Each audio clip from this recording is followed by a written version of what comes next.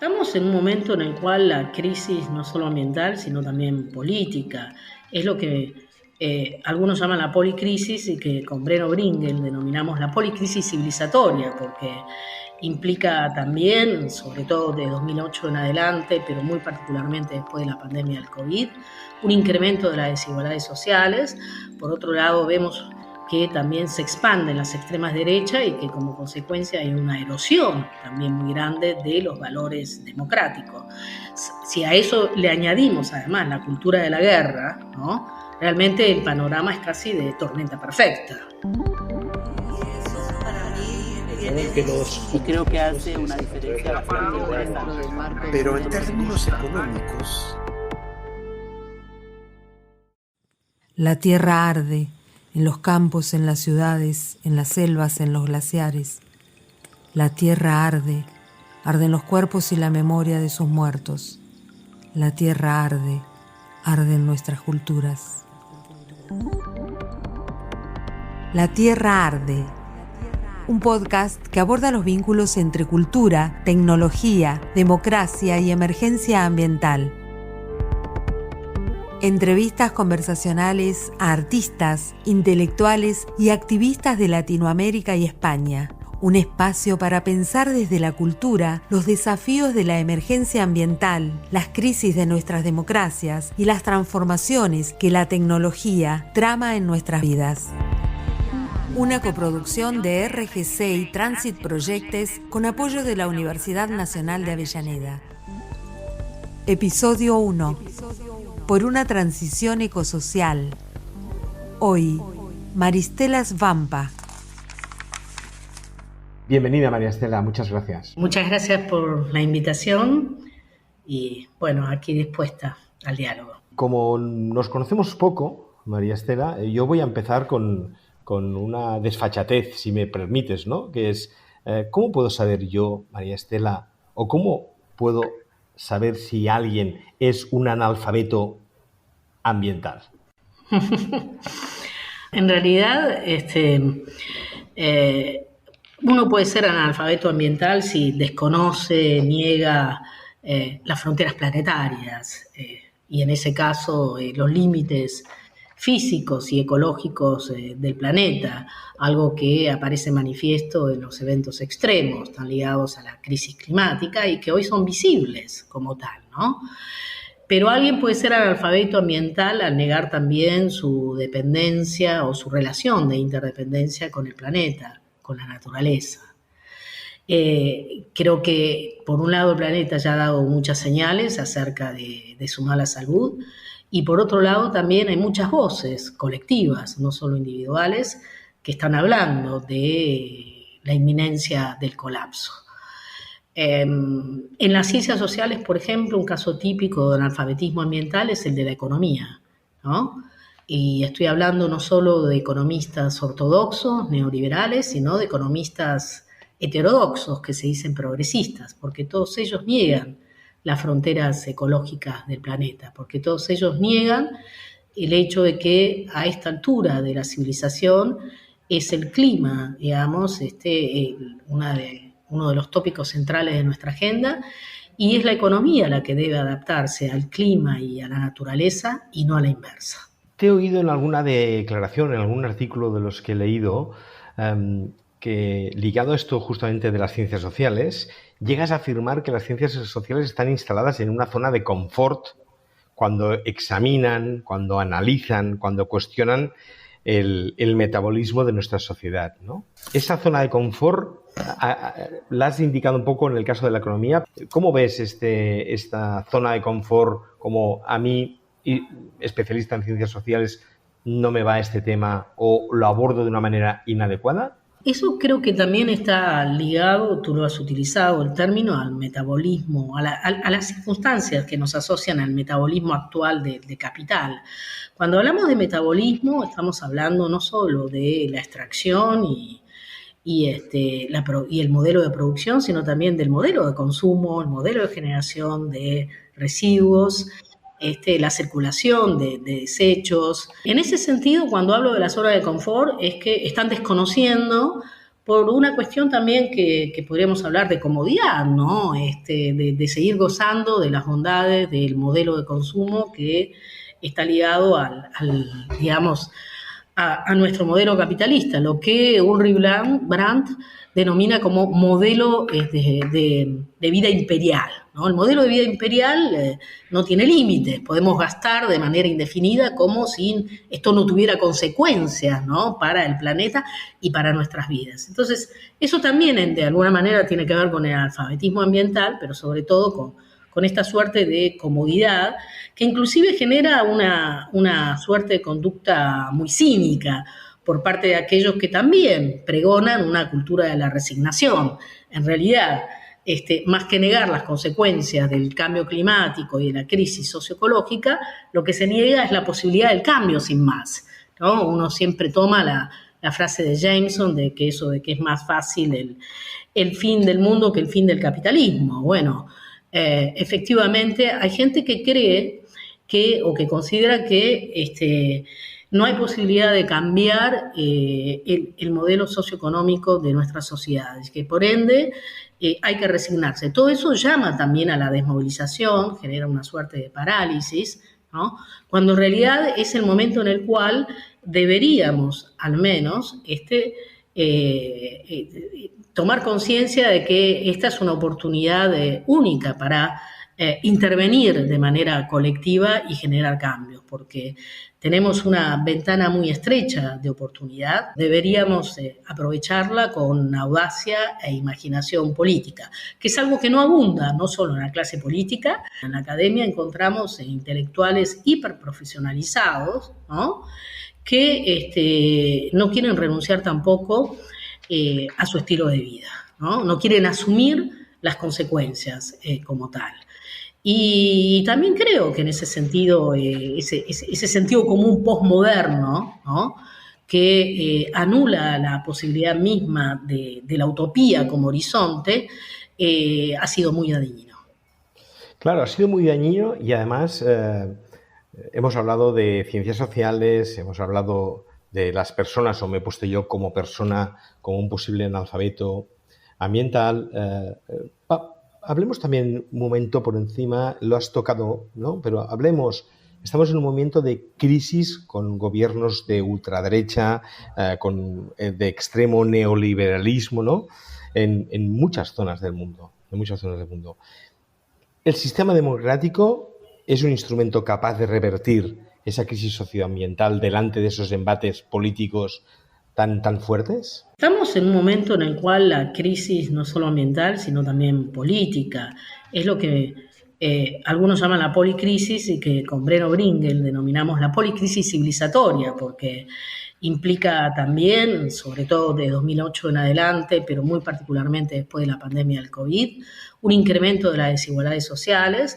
Por otro lado, vemos que también se expanden las extremas derechas y que como consecuencia hay una erosión también muy grande de los valores democráticos.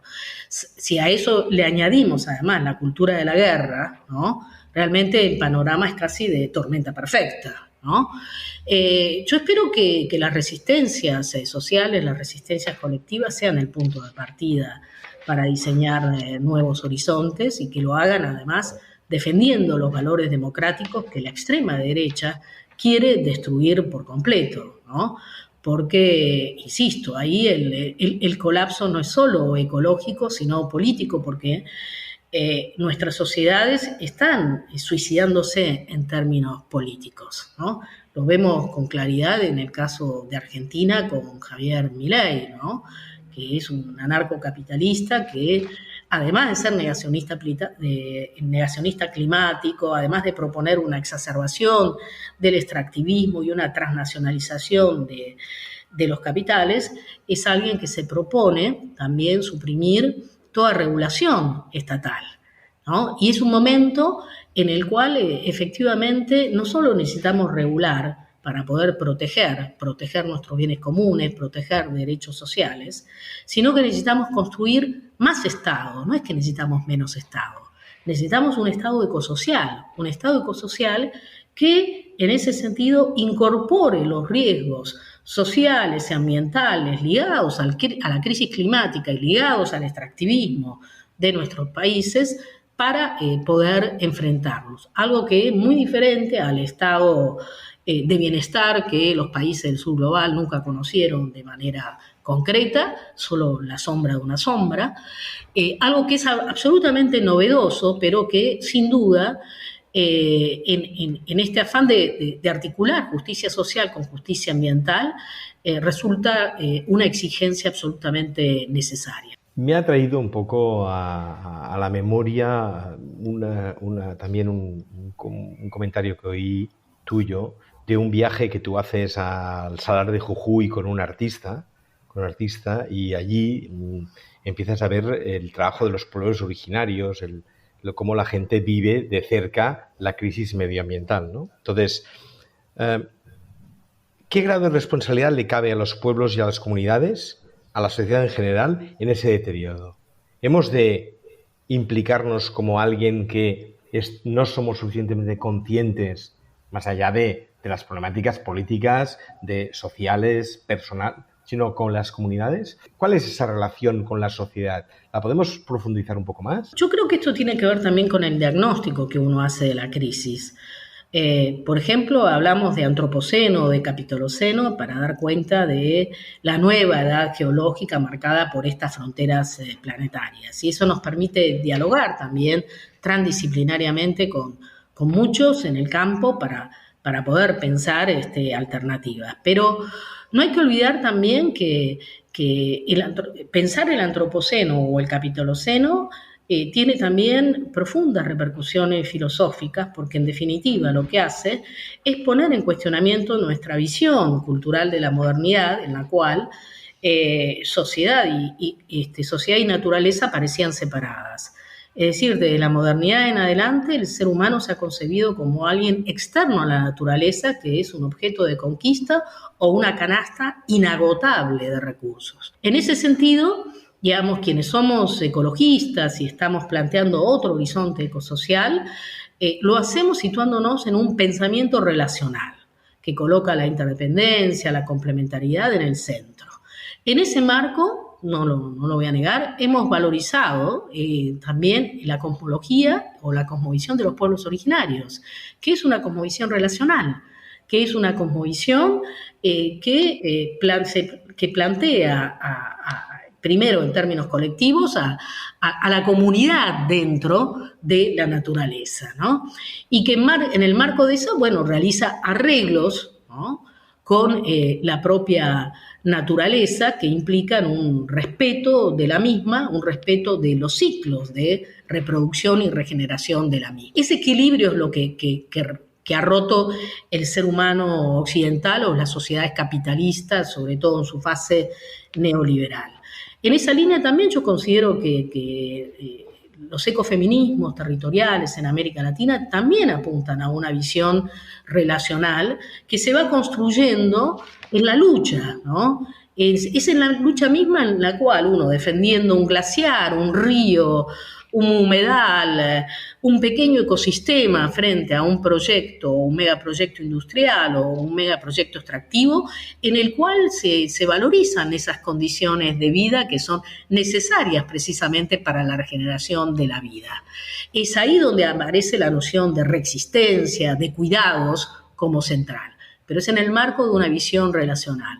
Entonces, vuelvo al principio, o escuchar la voz de los pueblos originarios es muy útil. No es la única voz relacional, pero es un punto de partida sumamente interesante porque refleja además una cultura milenaria. De alguna manera, lo que tú nos estás aquí narrando, ¿no?, rompería un poco esa tesis de Galbraith y el famoso triángulo de Sábato, ¿no?, tenemos, por un lado, política pública, por otro tenemos una estructura productiva, por otro científica, pero las comunidades no están representadas en ese esquema de desarrollo, ¿no? ¿Qué elementos conforman esa agenda social, ¿no? Tiene que ver con proyectos de agroecología, esa agenda que tú narras y la explicas de forma tan pertinente. Lo primero que hay que explicar es que el modelo extractivista, sea minero, petrolero, agronegocios, implica fuerte concentración de la tierra y una intervención vertical sobre los territorios, a los cuales se les impone, a poblaciones y territorios, un proyecto determinado defendiendo la idea de progreso o el desarrollo.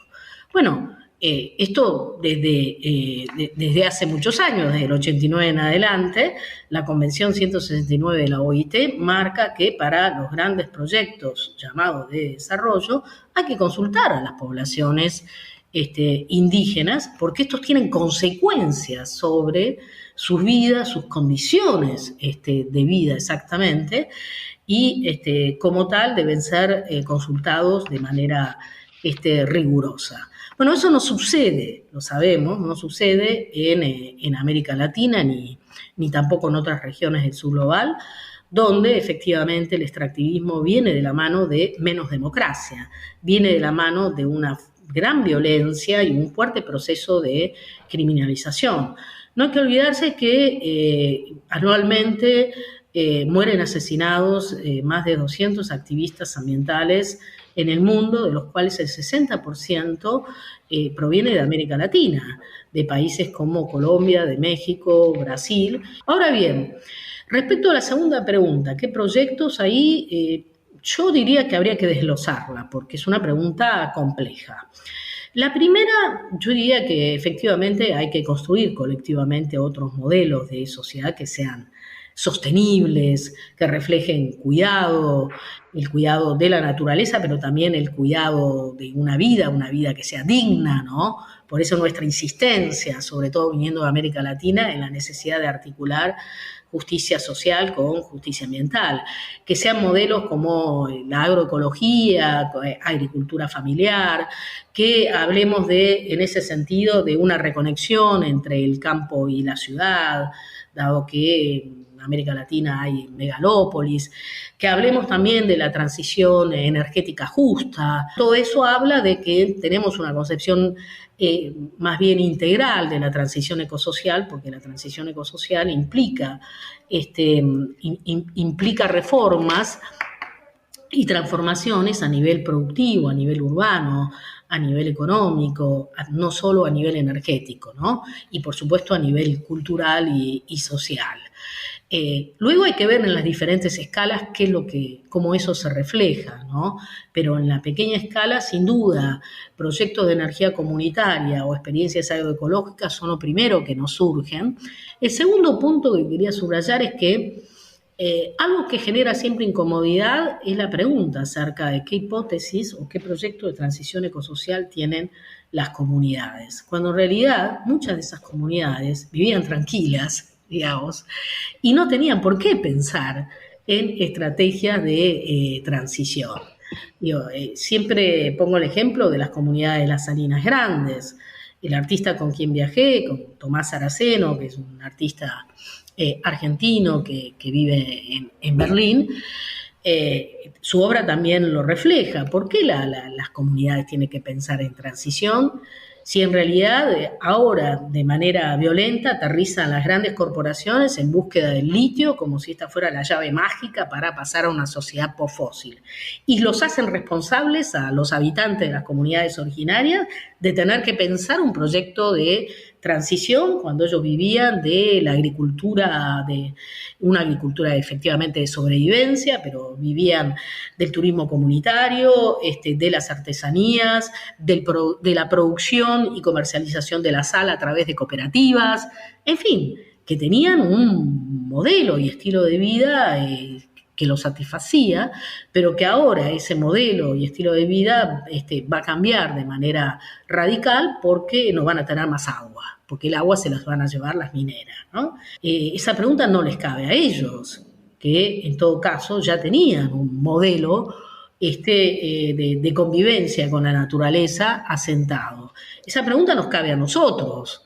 A nosotros, lo digo en un término así plural e incluyéndome, aquellos que pertenecemos a la cultura occidental que viene asociada a estos megaproyectos, ¿no?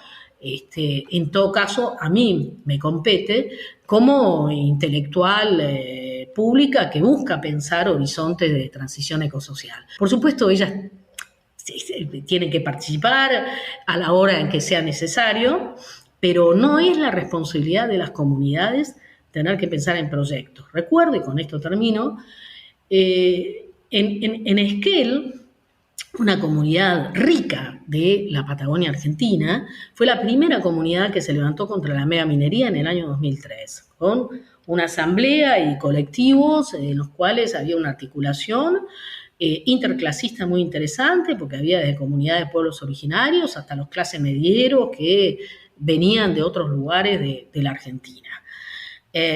La minera, apoyado por el gobierno, que quería ingresar al territorio, les exigía un proyecto de desarrollo. ¿Qué proyecto de desarrollo si ellos estaban bien? Digamos, ¿se entiende? Hay ahí un problema central, que es que también hay una intención o una estrategia deliberada de devaluar los territorios y las economías de esos territorios para poder avanzar con proyectos destructivos. Entonces, por supuesto, la pregunta acerca de qué proyecto de transición es absolutamente pertinente, pero no nos hagamos responsables a las comunidades afectadas, que además ya tienen mucho que lidiar con las condiciones de vida, con los niveles a los cuales ha empeorado esto. Has citado varias veces el tema de la transición ecosocial, ¿no? Me gustaría que la pudiésemos definir un poco más conceptualmente, esa transición ecosocial. En principio, cuando hablamos de transición ecosocial, hablamos porque yo trabajo en un colectivo, el Pacto Ecosocial e Intercultural del Sur. La definimos precisamente como un cambio integral, comprensivo, en el aspecto productivo, urbano, y no solo energético, ¿no? Como se habla ahora. Entonces, eso por un lado tiene que ser la oportunidad para pensar un horizonte de transición justa en el marco de un planeta dañado, porque además esa es otra realidad. No estamos insertos en una naturaleza virgen, sino en un planeta que está en estado de colapso, ¿no? Y ese es un punto de partida que también nos induce a pensar de manera más radical la urgencia de las políticas, ¿no? Por otro lado, en términos energéticos, sería muy fácil reducir la transición a un cambio solamente de matriz, de los combustibles fósiles a las energías renovables, y sin embargo, nosotros creemos que es necesario cambiar el sistema de relaciones sociales, ¿no? Para hablar de transición, porque efectivamente el modelo fósil está muy asociado a la concentración, ¿no? De la propiedad en manos de grandes corporaciones, y porque además es un modelo que se asienta sobre la desigualdad y la pobreza energética. Y si vamos a hacer una transición y vamos a repetir o reproducir esos mismos problemas, bueno, sin duda no vamos a resolver, o en todo caso la transición energética tendrá patas cortas. Cuando hablamos también de cómo se está dando la transición energética a nivel global, cómo ha arrancado esta, también nos preocupa mucho, al menos como habitantes del subglobal. Porque efectivamente la transición energética que está avanzando con tantos problemas también en el mundo es una transición energética que beneficia a los países del norte con sus grandes empresas transnacionales. Me parece que es, con todo lo que has descrito, y quizás lo que vas a describir ahora, pero todo el Pacto Verde Europeo obvia toda la parte de justicia social, obvia toda la parte de justicia medioambiental, y por lo tanto, ¿dónde está ese pacto social y ambiental? En el Pacto Verde Europeo, ¿no? Y es un Pacto Verde que no considera el sur para nada, solo es un tema de, si me apuras, de decrecimiento de consumo fósil, ¿no? Bueno, sí, es una cuestión de descarbonización, como dicen ellos, ¿no? De reducir las emisiones de gases de efecto invernadero. Efectivamente, yo he señalado en varios artículos esas cuestiones, esas deficiencias del Pacto Verde Europeo, que es además lo más avanzado que tenemos a nivel mundial, ¿no? Y es algo que se discute públicamente, porque es diferente lo que sucede en China, donde hay una suerte de agenda de descarbonización, pero nadie la conoce muy bien porque no se discute públicamente ni se da a conocer.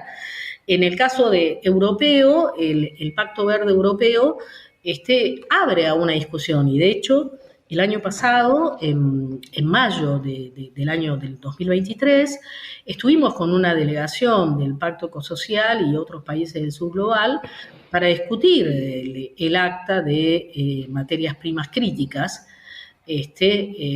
porque era el momento en el cual en el Parlamento Europeo se estaba discutiendo ese acta que se refiere a los 34 minerales considerados críticos para la transición, es decir, todo aquello que es necesario para sostener el crecimiento y la producción de una sociedad, sobre todo en materia de energía renovable, en materia de defensa y en materia digital, ¿no? A eso se refieren las 34 materias críticas, entre las cuales está el litio, está el coltán, y hay minerales que también tienen mucho que ver con la transición energética, porque las turbinas eólicas o los paneles solares lo llevan, como puede ser el cobre, el zinc, en fin, el níquel, que no son minerales raros, sino que están presentes en numerosos territorios. Nosotros habíamos además producido un manifiesto por la transición ecosocial justa de los pueblos del sur, y conversamos con varios parlamentarios europeos, desde los Verdes de Alemania, el Partido Anticapitalista en España, algunos representantes de no sé qué partidos en Bélgica. Yo hablé 7 minutos ahí ¿cómo se llama?, en el auditorio de la Unión Europea, y 7 minutos son los que me dieron. Y bueno, efectivamente había una gran comprensión del otro lado, en el sentido de que ellos decían que nosotros teníamos razón, pero que ellos necesitaban hacer la transición energética. Realpolitik, ¿no? Una de las cuestiones que señalábamos es que la concepción que tenía de justicia, de articulación entre justicia social y justicia ambiental la Unión Europea es una concepción doméstica, ¿no?, que no está pensando en los impactos que tiene en el sur. Más aún hablamos de el retorno a las carabelas, ¿no? Pero bueno, creo que quieren convertir a América Latina y al sur global en una gran cantera a cielo abierto, y que también van a generar su propio subglobal en sus países, porque el 10% de las materias primas las tienen que extraer en sus propios territorios. Con lo cual, eso nos habla de la multiplicación de los conflictos ambientales, aún si se habla de la transición energética. Porque en realidad, y es ahí donde comprendemos también el carácter limitado de la transición energética, que no solo es neocolonial y corporativa, sino que además es insustentable. Es insustentable en la medida en que no se plantea producir, ¿no?, y consumir menos materia prima y menos energía, sino que plantea salvar al capitalismo con la reducción de gases de efecto invernadero, salvar al capitalismo con la descarbonización, pero no cambiar la estructura del mismo. Por eso creemos que es necesario cambiar el sistema de relaciones sociales cuando hablamos de transición energética.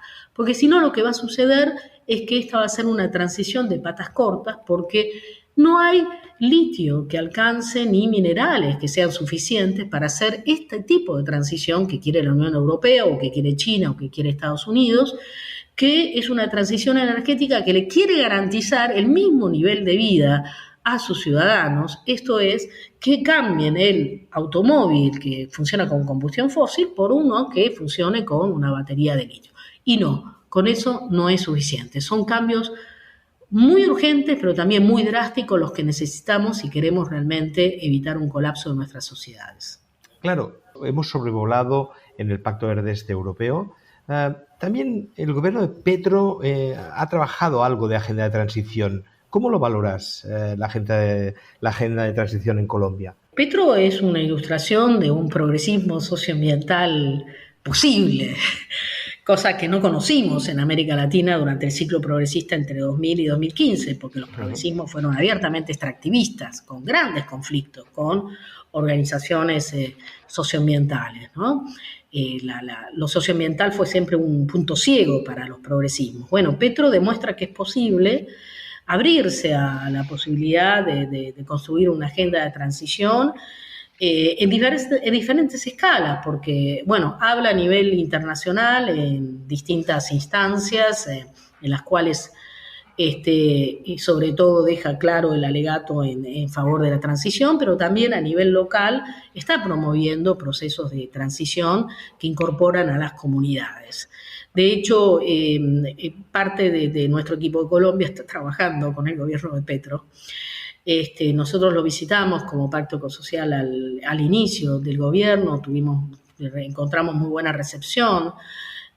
Hablamos con diferentes actores, inclusive del sector petrolero, ¿no? Una discusión que es inverosímil en otros países, ¿no? Yo no me imagino sentada con los CEOs de YPF, Yacimientos Petrolíferos Fiscales de Argentina, hablando de transición energética. Allí te dirían que vaca muerta es la solución. Vaca muerta es la base del consenso fósil argentino. Exacto, ¿no? Claro. No se discute. Exacto, ¿no? Es indiscutible, ¿no? No se discute en absoluto. Por eso Argentina no tiene agenda de transición. Bueno, Petro demostró que es posible. Es probable que tenga poco eco en un contexto regional latinoamericano en el cual ya nadie tiene hegemonía y donde inclusive los progresismos de nueva generación son muy débiles. Y en el marco también de expansión de gobiernos de derecha y ultraderecha, ¿no? En el caso de Argentina, sí, ya con Alberto Fernández y Cristina Fernández de Kirchner no había posibilidad de agenda de transición, pero había ciertos espacios de discusión y había también un diálogo sobre los derechos, ¿no? Cuando yo discutía con el kirchnerismo sobre la cuestión de derechos, lo que hacía era denunciar el hecho de que ellos tenían una agenda de derechos selectiva, ¿no? Porque defendían los derechos humanos, defendían los derechos de las minorías, pero no los derechos ambientales, pero no los derechos de los pueblos originarios. Entonces entablaba una discusión rica, interesante, ahí eso estaba abierto. Milei no cree en los derechos. La extrema derecha lo que quiere es no solo en ese sentido reducir toda capacidad regulatoria del Estado, sino suprimir, y suprimirlo implica también eliminar todos los derechos que ese paquete estatal había contribuido a cimentar, ¿no? Con lo cual está en peligro todo, no solo los derechos ambientales. En Argentina está en peligro la democracia como tal. Aunque todavía Milei no es un modelo, es un experimento. Entonces es sin duda una señal de alarma. En el sur global es complicado que los gobiernos pongan agenda de ruta sobre temas de transición. Es la sociedad civil la que los va pensando, ¿no? A través de movimientos sociales y grupos también de activistas que están articulados con movimientos sociales, al menos así nos pensamos del Pacto Ecosocial e Intercultural del Sur. Desde el norte hay una agenda, pero esa agenda nos deja fuera claramente y también desde el punto de vista ambiental es insustentable. De igual modo, a la hora de sentarnos a conversar, sin duda consideramos que uno de los elementos o de las ideas fuertes a tener en cuenta es, por un lado, es necesario contemplar la deuda ecológica, ¿no? Eso es fundamental. Sin incorporar la deuda ecológica, que en los países del sur está absolutamente ligada a la deuda externa, no hay posibilidad de pensar un horizonte de transición ecosocial justa, ¿no? Y los países del norte global son efectivamente responsables de ello. Pero también, en segundo lugar, no olvidemos que el 1% de los sectores más ricos, de los súper ricos, son responsables de la emisión del 50% de las emisiones de gases de efecto invernadero a nivel global, con lo cual no es solo una cuestión de relación norte-sur, sino también es una cuestión de desigualdad social. Para nosotros la discusión sobre la deuda ecológica es central y muy probablemente, pero eso lo tienen que decir primero del norte, la cuestión del decrecimiento en el norte global. De crecimiento en el norte global, gobiernos, en el norte también tenemos muestras de subida de la extrema derecha o de gobiernos absolutamente inverosímiles, si me permites la expresión, ¿no? Porque Milei tiene algo de inverosímil, ¿no? Visto objetivamente, pero al mismo tiempo con un desmantelamiento del Estado. Y este planteamiento, que no deja de tener un punto distópico, pero que te pone el cuerpo mal, ¿no? Y que hay un momento que no sabes exactamente hacia dónde ir, pero además con una alianza con los sectores productivos de una falta de transparencia total con todos los proyectos que están en marcha, ¿no? A la hora de vosotros como colectivos que estáis trabajando, el acceder a esa información, poder encontrar información de pactos, de acuerdos, y por tanto es muy difícil vuestra actuación. ¿O no? ¿O al contrario, creéis que tenéis información suficiente? Es una buena pregunta. Yo empezaría diciendo que hace 15 años, 20 años, cuando empezamos a hacer las investigaciones sobre minería, no había transparencia, ¿no? Y era muy difícil encontrar información en las páginas, por ejemplo, de las provincias, en el caso de Argentina, porque los recursos naturales son de las provincias, a nivel nacional menos, y esto pasaba en Argentina, en Colombia, en Perú, era todo muy, muy poco transparente. Siempre hay momentos en los cuales algún conflicto ilumina, ¿no? Y otorga transparencia a esa relación de puertas giratorias y de colusión entre intereses económicos y poder político.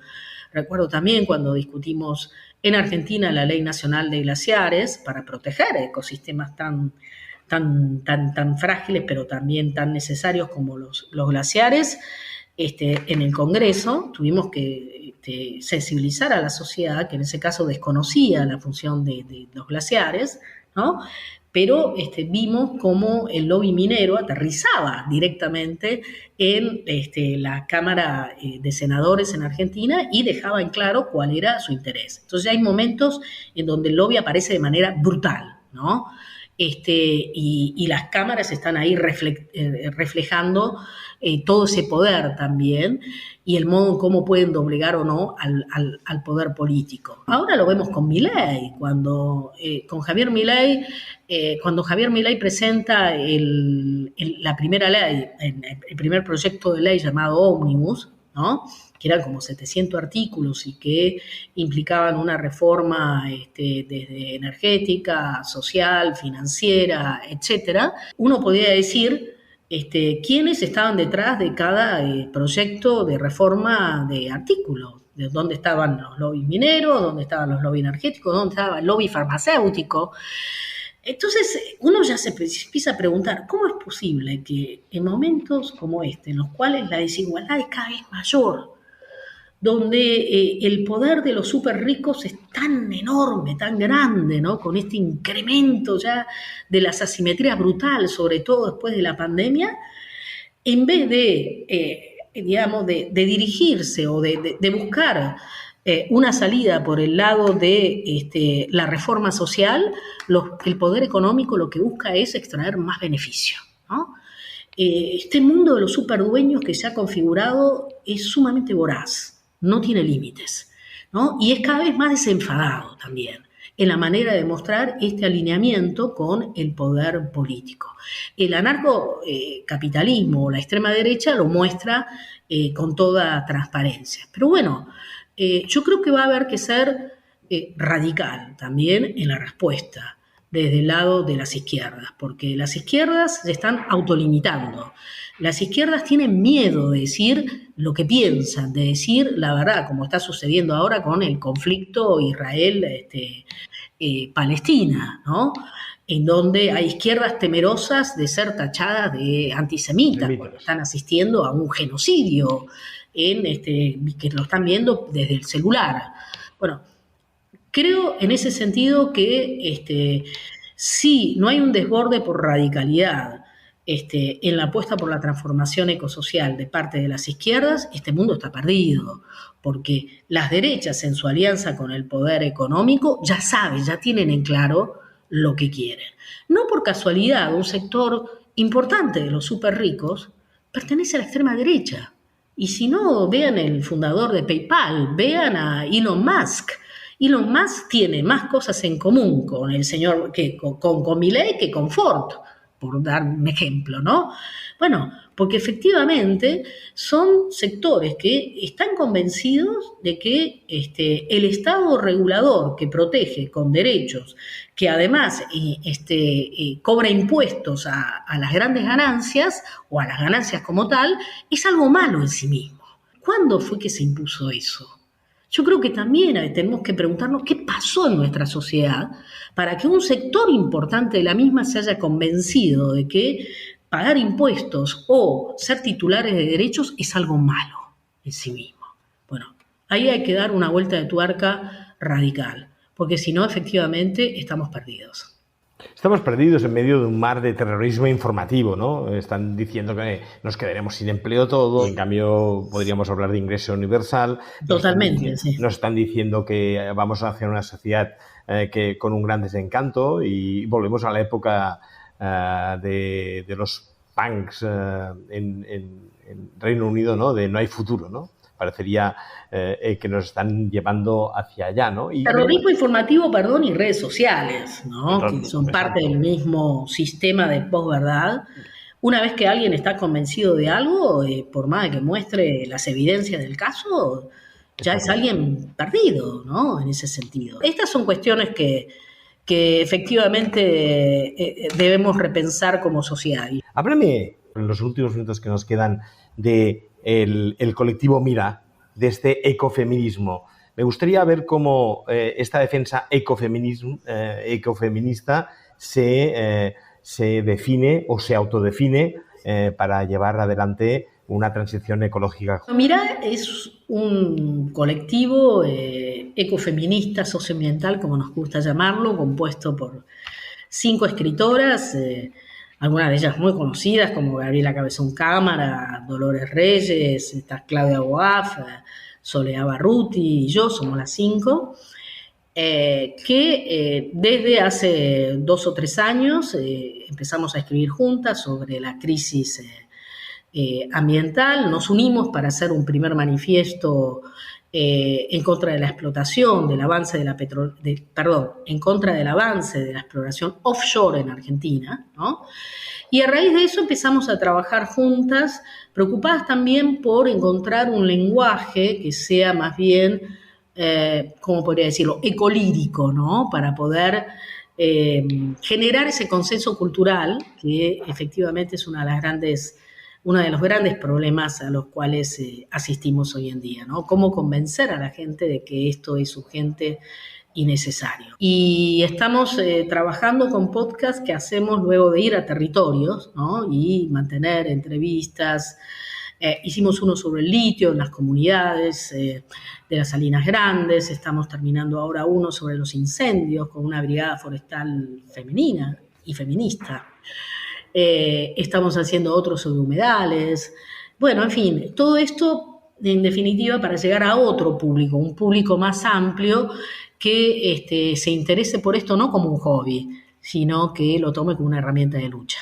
Nos has dado caminos para andar en esta policrisis civilizatoria de una erosión de valores, pero que colectivos como Mira y el trabajo en concreto tuyo nos da mucha fuerza y nos da, sobre todo, reflexión de nuestro quehacer diario, porque es solo a partir de nuestro quehacer diario cómo podremos también intentar aportar para esta reversión de esta emergencia climática que tenemos delante y que es todo un reto. Muchas gracias, María Estela, por la claridad y sobre todo por esa capacidad pedagógica, además de la conceptual, evidentemente, pero no siempre las dos cosas van unidas y en tu caso van absolutamente unidas. Te lo agradezco muchísimo. Bueno, muchas gracias, Ángel.